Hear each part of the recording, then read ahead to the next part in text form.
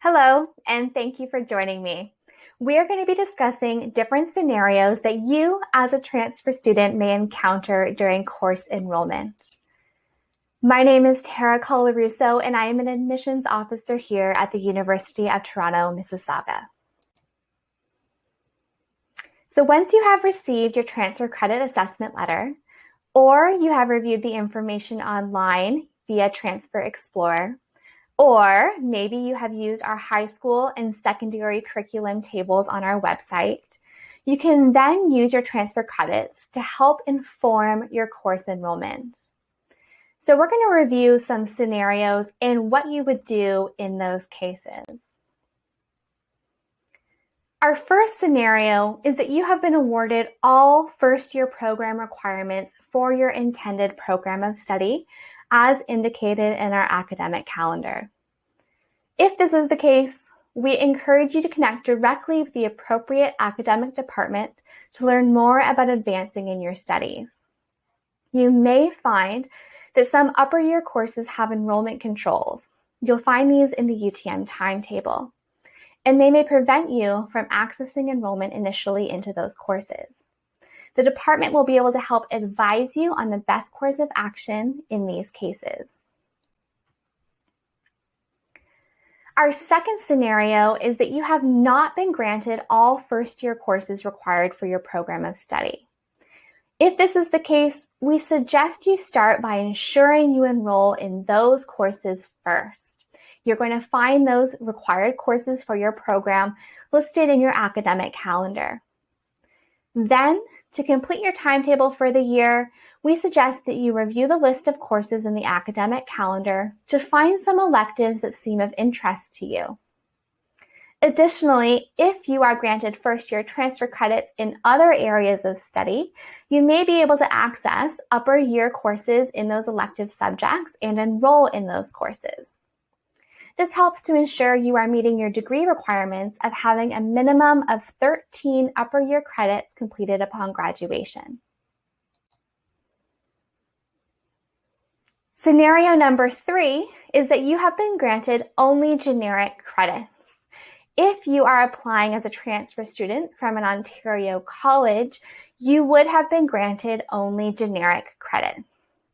If this is the case, you should be enrolling in all first-year required courses for your intended program of study as indicated in our academic calendar. Now, these generic credits that you have been awarded will satisfy your distribution requirements and act as electives to complete your 20 credits for graduation. However, they cannot be used for program requirements or program entry. Our fourth scenario is that you have been given exclusions for courses. Now, if you have been given exclusions, these will be noted in your transfer credit assessment letter. So please take note of this important information. If you have exclusions, ensure you do not enroll in those courses listed as exclusions. An exclusion means that you have taken another course at a different post-secondary institution that is so similar to a course that we offer that you cannot take that course again and receive credit for it.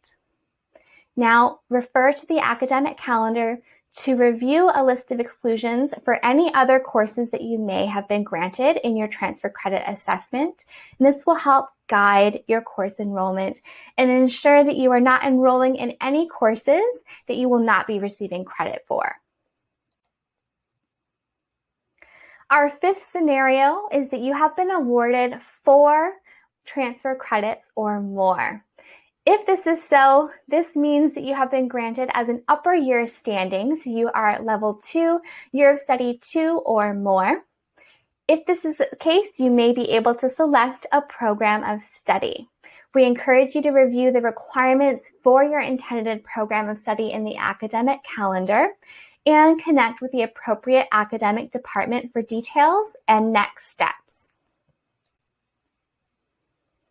Our final scenario, our sixth one, is that your transfer credit assessment is not completed by the time your course enrollment arrives. So transfer credit assessments can take up to 8 weeks to complete.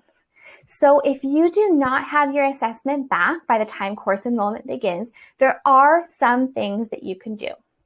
So you should still register for courses at the start of your registration period, still absolutely enroll, but to avoid enrolling in courses for which you may receive transfer credits, we encourage you to complete a self-assessment. So you can do this by using our Transfer Explorer database, or you can manually compare the contents of your previous courses carefully to similar courses at U of T Mississauga as listed in our academic calendar. This can be done by reviewing course listings and descriptions in the academic calendar to ensure that there is no overlap. Once your transfer credits have been finalized and you receive your final transfer credit assessment letter, you may need to adjust your course selection. So thank you for joining. I hope that those scenarios are helpful in your courses and planning your enrollment as a transfer student here at the University of Toronto, Mississauga. If you do have any questions, please feel free to reach us at transfer.utm@utoronto.ca or give us a call.